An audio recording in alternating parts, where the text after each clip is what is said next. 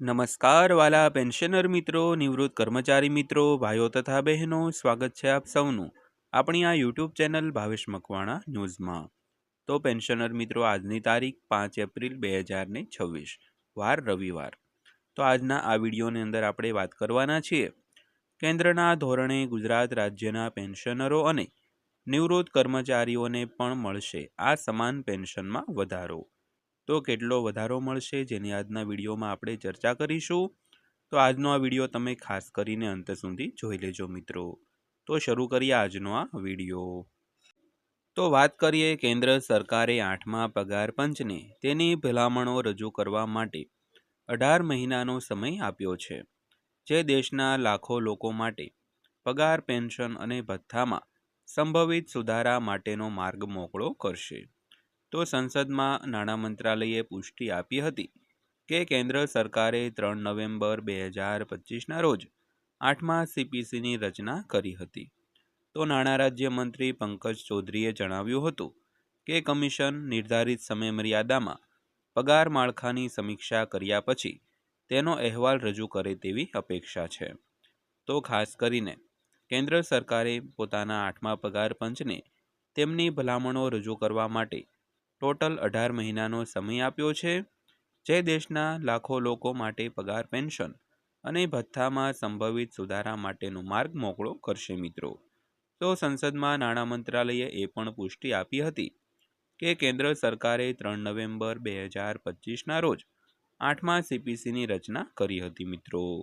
તો આજના વિડીયોમાં આપણે સંપૂર્ણ વિગતવાર ચર્ચા કરવાના છીએ, તો આજનો વિડીયો તમે ખાસ કરીને અંત સુધી જોઈ લેજો મિત્રો।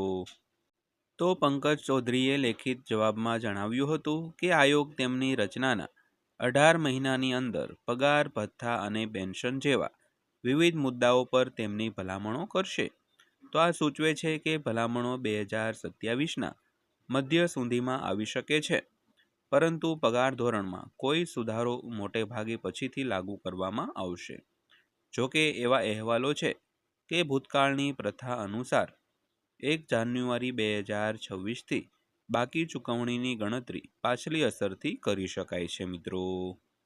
તો પેન્શનર મિત્રો, વિડીયો વિગતવાર જોતા પહેલાં આપને બધાને એક નાનકડી એવી દિલથી નમ્ર વિનંતી છે કે તમને માહિતગાર કરવાના હેતુથી અમે રોજે રોજ આવા નવા વિડીયો તમારા માટે બનાવતા હોઈએ છીએ, જેમની પાછળ અમારા બધા કામ છોડીને અમે ખૂબ મહેનત કરતા હોઈએ છીએ। તો ખાસ કરીને આવા જ વિડીયો જોવા માટે અમારી આ ચેનલ સબસ્ક્રાઈબ કરી લેજો અને વિડીયોને એક લાઇક કરી દેજો, કારણ કે અમે ખૂબ મહેનત કરીએ છીએ। તો તમે પણ થોડોક સપોર્ટ કરજો, જેથી કરીને અમે આવી નવી મહેનત યથાવત રાખીએ અને રોજ આવા જ વિડીયો બનાવી શકીએ। ત્યારબાદ વાત કરીએ તો પગારમાં ફેરફાર અંગે અગાઉના કમિશન શું સૂચવે છે। તો સમીક્ષા હેઠળનું એક મુખ્ય પરિબળ ફિટમેન્ટ ફેક્ટર છે, જે મૂળ પગારમાં સુધારો કરવા માટે વપરાતો ગુણક છે। તો 2નો ફિટમેન્ટ ફેક્ટર મૂળ પગારને બમણો કરશે। ત્યારબાદ જોઈએ તો ઘણા કર્મચારી યુનિયનોએ વાસ્તવિક આવક વધારવા માટે 3થી 3.25 જેવા ઉચ્ચ પરિબળોની ભલામણ કરી છે। તો ખાસ કરીને જ્યારે નીચલા સ્તરના સરકારી કર્મચારીઓની વાત આવે છે, તો 7મા પગાર પંચ દરમિયાન કેન્દ્ર સરકારે 2.57નો એક સમાન ફિટમેન્ટ ફેક્ટર લાગુ કર્યો હતો।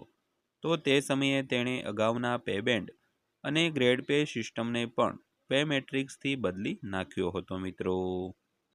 ત્યારબાદ જોઈએ તો 7મા સીપીસી હેઠળ 6ઠ્ઠા સીપીસી હેઠળ લઘુત્તમ મૂળભૂત પગાર ₹7,000થી વધારીને ₹18,000 કરવામાં આવ્યો હતો।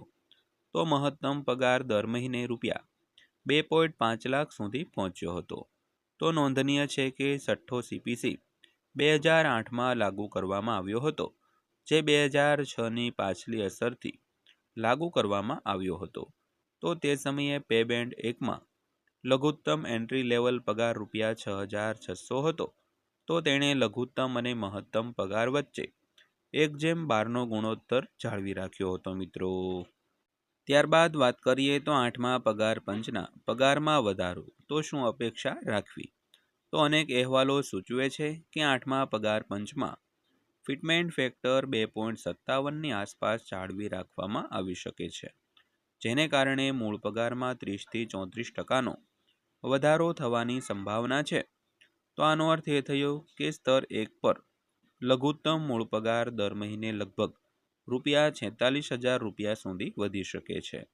તો નોંધપાત્ર રીતે 2ના ફિટમેન્ટ ફેક્ટર તેને ₹36,000 સુધી લઈ જશે।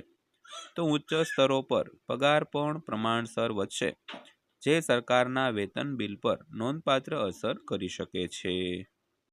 ત્યારબાદ જોઈએ તો 7મા પગાર પંચનો કાર્યકાળ 31 ડિસેમ્બર 2025ના રોજ સમાપ્ત થયો હતો, જેને કારણે સરકાર દ્વારા અનુસરવામાં આવતા સામાન્ય 10 વર્ષના ચક્ર હેઠળ સુધારો કરવામાં આવ્યો હતો। ત્યારબાદ અંતમાં જોઈએ તો મૂળ પગાર ઉપરાંત 8મા CPCમાં ભથ્થા, પેન્શન, માળખા અને જે વાર્ષિક વૃદ્ધિ જેવા અન્ય મુખ્ય પાસાઓની પણ તપાસ કરવામાં આવશે, જે હાલમાં 3% છે। તો અંતિમ ભલામણો છેલ્લા સુધારા પછી ફુગાવાના વલણોમાં ફેરફાર તેમજ જીવન નિર્વાહના ખર્ચમાં થયેલા ફેરફારને વધુ પ્રતિબિંબિત કરી શકે છે। તો 8મા CPCનું અંતિમ પરિણામ કમિશનની કાર્યપદ્ધતિ અને સરકારની મંજૂરી પર આધારિત રહેશે મિત્રો। તો મિત્રો આ હતી આજની માહિતી પસંદ આવી હોય, વિડીયો સારો લાગ્યો હોય તો વિડીયોને એક લાઇક કરજો અને આવી જ માહિતીઓ મેળવવા માટે આપણી આ ચેનલ સબસ્ક્રાઈબ કરી લેજો। તો ફરીવાર પાછા મળીશું એક નવા વિડીયો સાથે, નવી માહિતી સાથે। ત્યાં સુધી સૌને જય હિન્દ, વંદે માતરમ।